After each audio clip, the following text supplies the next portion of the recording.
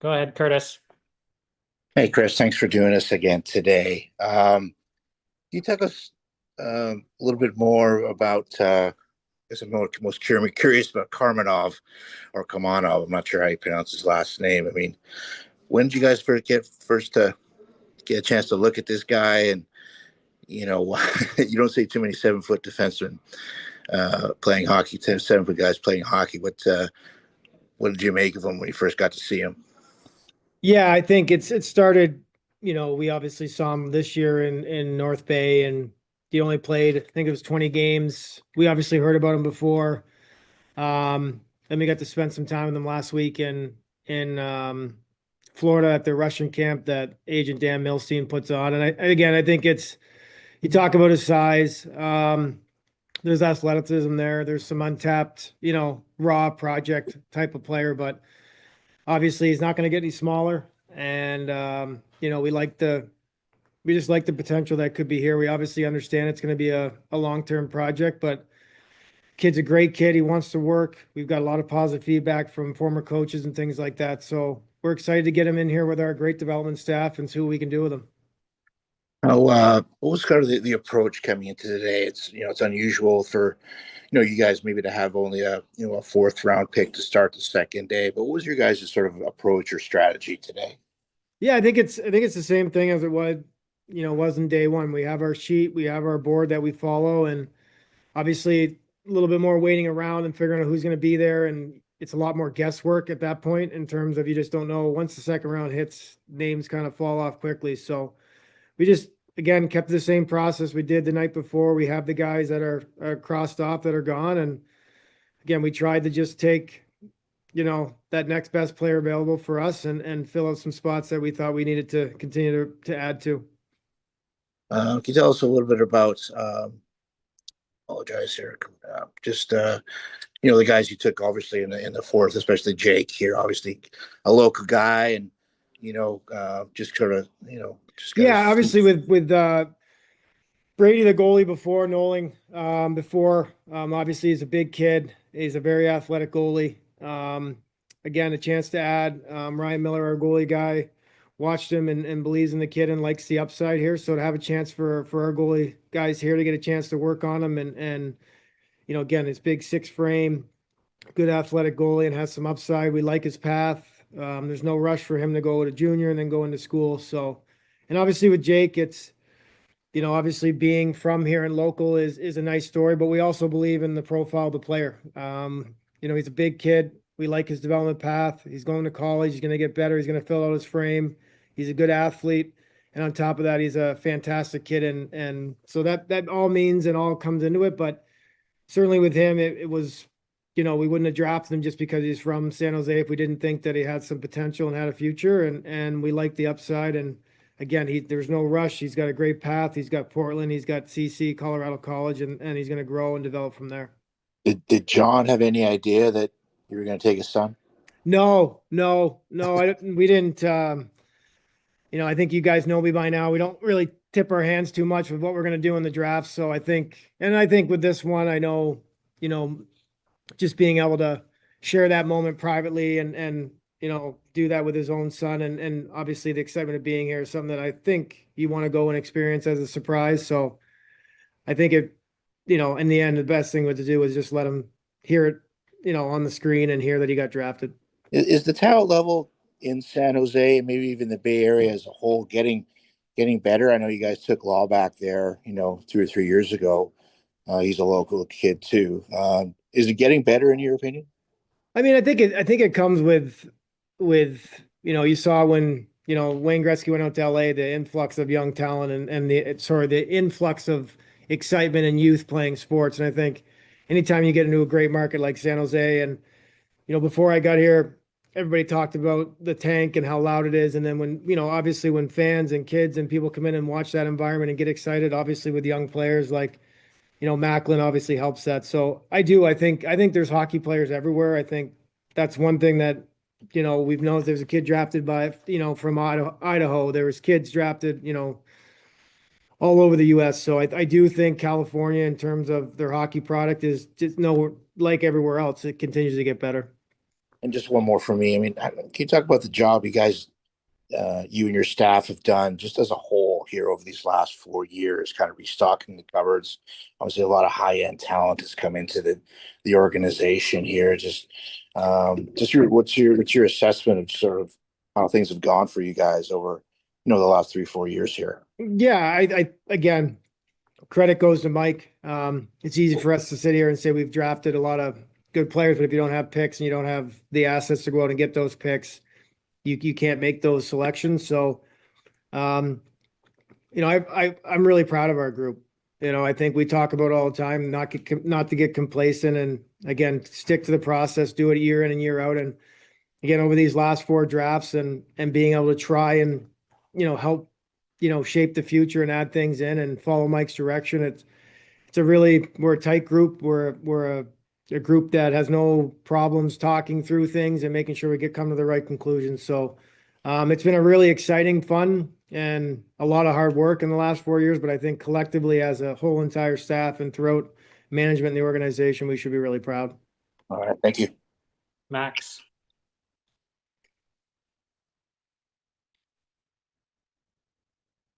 Max, you there? Hey, yep, I'm here. Sorry about that.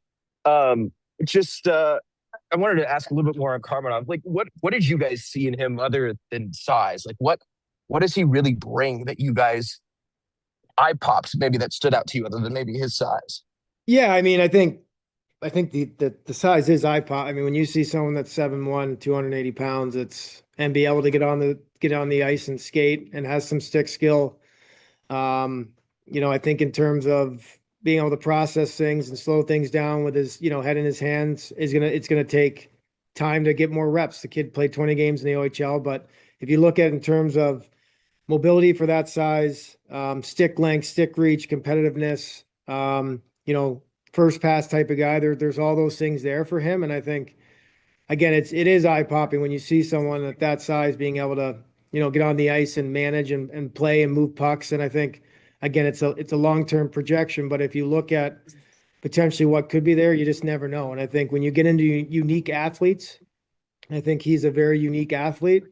The more athletes you have and the more athletic a kid is, the better chance they have of continuing on. So we're excited about that potential.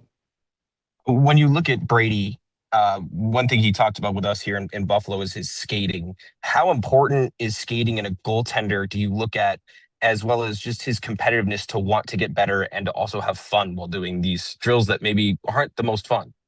Yeah, I think, again, I spoke on Brady's athleticism. I think that really is, part of it, being able to move, 6'5" frame, being able to move his body post to post. And there are, like any young goalie, there's going to be certain situations that they're going to have to work on and some tweaks to their game that they're able to manage. And I think, again, our goalie group with Ryan Miller and really believes in Brady and really likes the upside and potential. So I think, again, like you talked about, the skating, the quick feet, the athleticism, those are all things that profile really well at the next level. So we're hoping that, again, there's no rush, get him into the OHL, get him into wherever he's going to go next year, then into college, and let's see where the growth and development goes.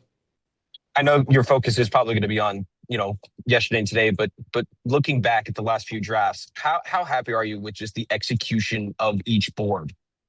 Yeah, I sound like a broken record, but to sit in that room and have, we spend 365 days putting together a draft list and a draft board for Mike, and then have him and sit there and try and execute the plan that we have in place. And again, it's a collective effort from everybody in management with Mike and his group. And just, again, if it's one thing to have ideas and have things mapped out on a piece of paper, but to actually go out there and execute it. And I think if you look at,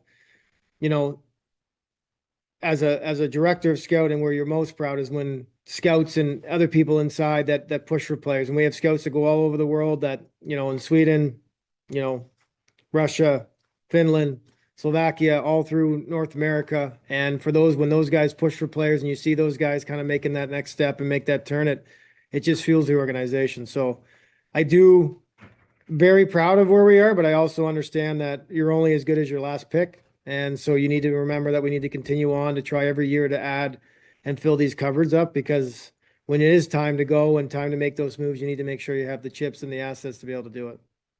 Thanks. Chang. Hey, Chris, wanted to ask you about sort of the process of selecting a goalie. I assume you don't have a goaltending background yourself. And so, like, what does Ryan Miller do to kind of convince you, like, hey, this is the guy, or in this place? Like, just how do you kind of decide, where to like spot a goalie in your kind of rankings? Yeah, I think we do. Again, I with the goalie stuff, our scouts go out and we get the background information. They watch the players and we present goalies that we want, whether it's Nabby or Ryan Miller to watch. And then collectively as a group, this year, Ryan Miller, we put our goalies into tiers in terms of where we think we feel comfortable taking them, or where in an ideal perfect situation where we think we could get them.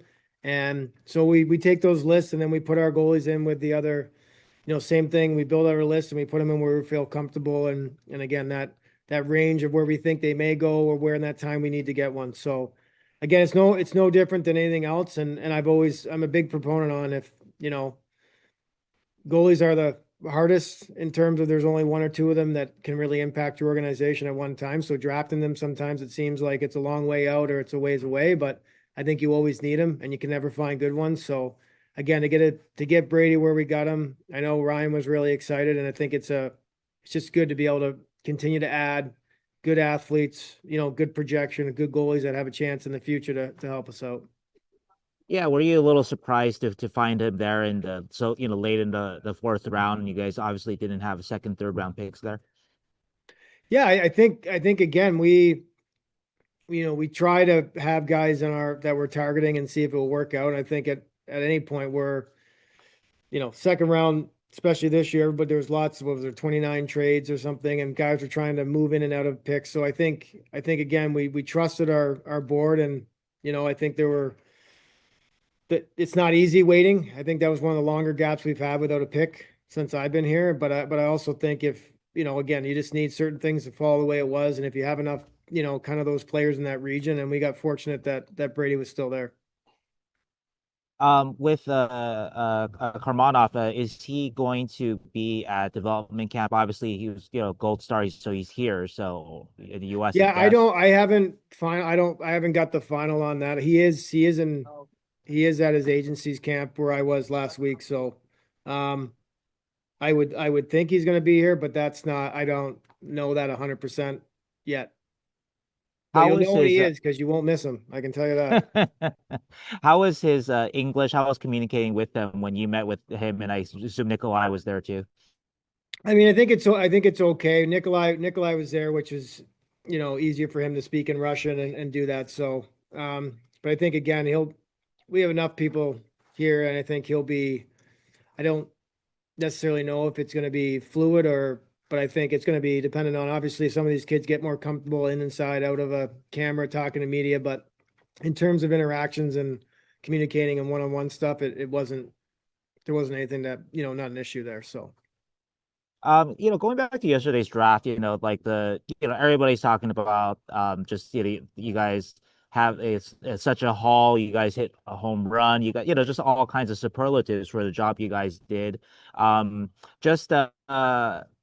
Like how do you take that kind of, I guess, that people saying all that about your job? I'm sure you're getting texts from other scouting directors or other scouts, giving you kind of a high five and that sort of thing, so how do you just take all this reception to your first round yesterday? Yeah, I haven't got anything from any other scouts yet. I'm still waiting for some high fives, but I do, again, I think when it all decompresses, and again, there's the quick turnaround. We got out of here last night at close to 10 o'clock. You're back here at 6 a.m. You haven't really processed any of that, but I think obviously you'd rather hear and read, good things as opposed that we've won the draft and things like that. But again, it's great, but time will tell, right? And we'll see in 3 to 5 years, and that's how this thing works. And that's the hard part about this. But I think the best part about today and yesterday is that we just continue to add not only high-end talent, but really good people to the organization. And I think if I've said it, to you before, and I've said it a long time, that it's still a people-based business. And we have, when you draft, from Ivar all the way down, it's an incredible, good kids that want to make the Sharks better and want to get better. So I think from that perspective, and then yeah, when you look back at it, if you said to me, this time last year you're going to walk out of the first round with, 2 top right shot D, and then also, one of the best, or if not the best winger in the draft. So there's a lot of things that you are really, really excited about, but it's also, you got to see this thing play out, and this might look really great now. And I hope it looks really even better in 3 to 5 years, but there's also, that chance that you made some mistakes along the way. So trying to stay even keel, and as great as it is, and I hope we always have people complimenting us on how we draft and how we do things, but we also just have to keep our head down, stay focused, and make sure we don't lose sight of what we're trying to do here. I just wanted to close for fans who aren't familiar with these prospects. A couple of prospects got drafted with cool Sharks connections. Casey Moultrin, obviously brother to Teddy, and Justin Graff, brother to Colin. Just tell us a little bit about those guys, even though you didn't pick them. But yeah, I mean, I think both of them are, I think Casey, in terms of Teddy, he's a little bit bigger than Teddy, but they both have that same drive and that same compete, that same willingness to make a difference and play the dirty areas. And obviously they come from a very athletic family, and obviously meeting Casey, you get the same, in terms of just an all-world kid, like Teddy was. So, and on the, with Graffer and his brother, again, there's some similarities in the way they play too. I think both of them are kind of on that track of being late bloomers and figuring things out along the way. And obviously, this younger one got drafted and Colin didn't. So, but I do think there's some similarities there. And anytime you see brothers, and it's always great to see. thank you very much. Yeah, congratulations. Thank you.